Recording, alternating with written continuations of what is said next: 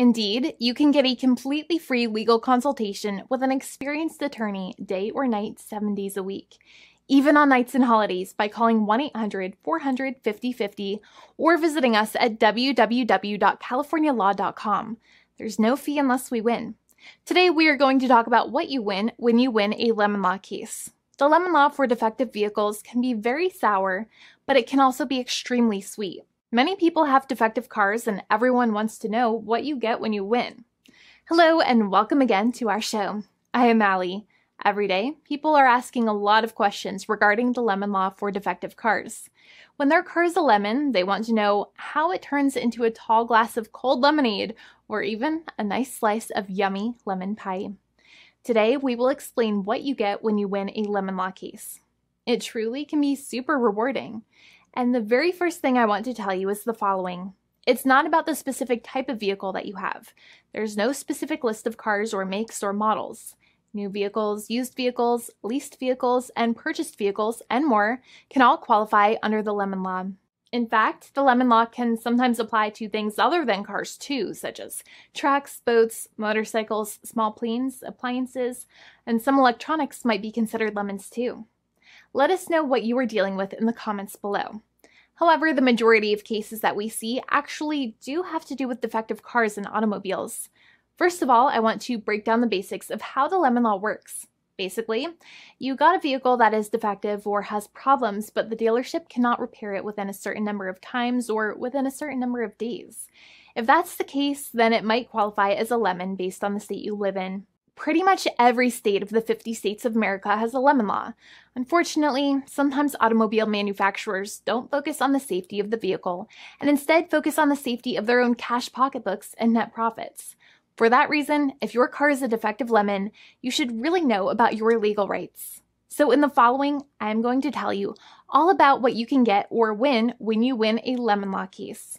Some automobile manufacturers make a lot of money and are rich, and a lot of people hate the dealerships for taking their money and giving them a hunk of junk, the runaround, and a bunch of lies. But sadly enough, the lemon law is not designed to make you rich, and it is not intended to make you wealthy. Instead, the law is designed in a way that is supposed to put you in the position that you would have been if the vehicle had not been defective. It is supposed to make you whole. Even if you spent $60,000 or $70,000 on the car to fix up the car and spice it up, you still might not get that money back. It really depends. Even though the dealership might have lied to you, given you the runaround, and then failed to do their part. That's why it is important to give them the lemon drop down. By winning lemon law cases, consumers are really making the road a safer place for all drivers and pedestrians by making automobile manufacturers care more about consumer safety. Now, what you get when you win a lemon law case usually comes down to one of three possible options or remedies. Option 1 is that they might provide you with a replacement vehicle. Option 2 is that they might offer you a refund or what is called a lemon law buyback. Options 3, I will discuss option 3 a little later on in this video, and it is an important option you should know about as well with some real lemon juice. So let's start with the first remedy. Option 1 is that they can provide you with a replacement vehicle, which means you can basically trade your car in for a different vehicle, but there are some important things you should know about this option. The replacement vehicle should be a vehicle of similar value. The replacement vehicle should usually also be a vehicle from the same manufacturer with similar MSRP cost. It's crazy that many times, even though you really don't like dealing with that dealership, you might have to get a second car from the same manufacturer, even though they have lied to you and given you the runaround or given you a hard time. But there is another option with this as well, because year after year, the cost of vehicles might go up and the new vehicle might cost more. That price jump can make it difficult to get a car with the same MSRP price. Even though your car was a lemon, you might still have to pay that extra cost for the new and now more expensive vehicle. Thankfully, there is option 2, which allows you to get a refund through a lemon law buyback. But one of the problems with a buyback is that sometimes you might have to have a trade-in vehicle, and you might have still been required to pay more money on that trade-in vehicle. And when you got your new car, the dealership might have rolled over the amount you still were supposed to pay on your previous vehicle into the calculation of your new vehicle. In other words, you might have been upside down on the finances of your new vehicle. So sometimes you need to pay for that difference in order to get out of the car. And a lot of people find it extremely weird that they have to pay money in order to get out of the defective vehicle. But many times that's how it works. Now, in a lemon law buyback, if you get a lemon law buyback, you usually get back what you paid. You may have bought the vehicle in a one lump sum all at once, or you more than likely had a finance or lease plan. What you usually get back is the money that you actually paid. Your hard-earned money that actually left your pocket and went straight into the pockets of the manufacturers. So think about it for a second and try to calculate about how much you paid. Think about the down payment and also add up all of the monthly payments that you have made for your car so far. It can add up to a lot of hard-earned money. In some cases, it can add up to $30,000 or more, but every case is different. Even though they accept that their vehicle is a lemon, many times the manufacturers still try to pinch pennies and also nickel and dime their customers.